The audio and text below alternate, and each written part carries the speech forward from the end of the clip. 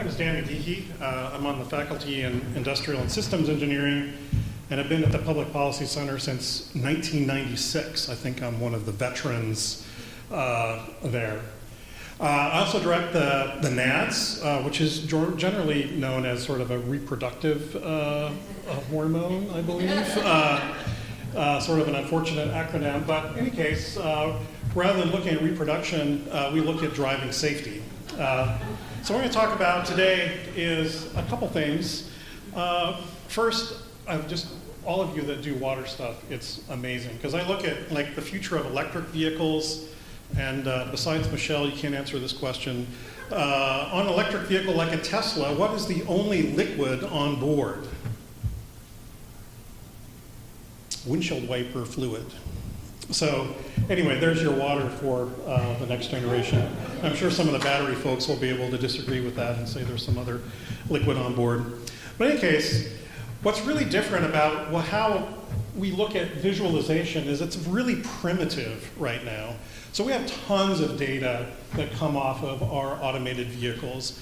But in the end, we sit around all day and we ask, did that sensor see that pedestrian? And we say, actually, we call pedestrians targets. But so we have all these really super geeky, I'm probably going to do something wrong here. And oh, there we go.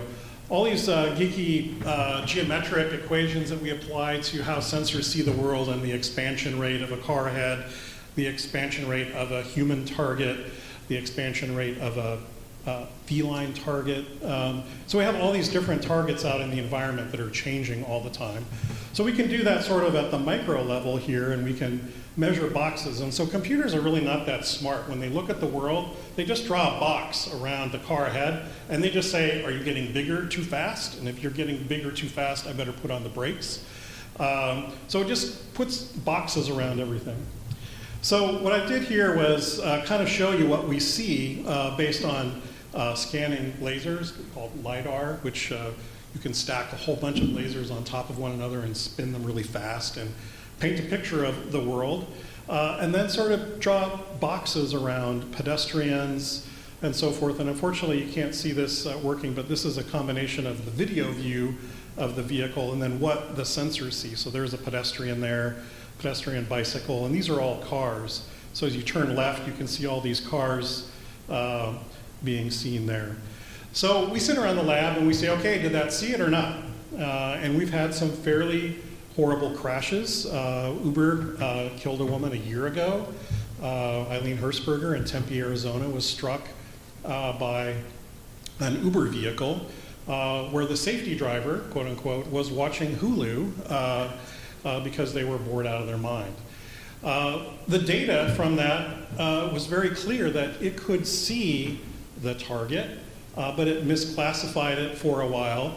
And then by the time it correctly classified, it was 1.3 seconds before she was struck.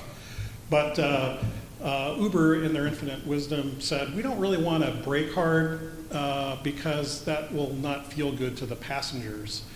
So they braked after the collision.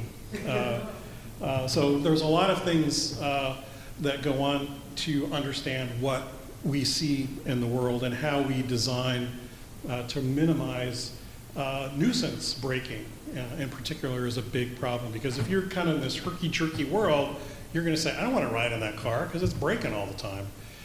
So what we have to do to compensate is actually filter out targets in the environment. So with that, come and stand by my poster. I won't have anything dynamic, but I'll wave my arms. Thank you.